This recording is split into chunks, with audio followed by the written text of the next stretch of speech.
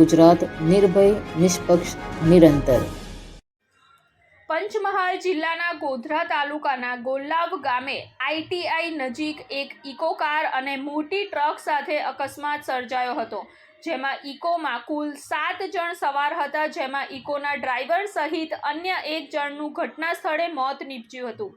બીજા 5 ઇકોમાં સવારને 108 મારફતે દેવગઢ બારિયાની સરકારી હોસ્પિટલમાં સારવાર અર્થે ખસેડાયા હતા।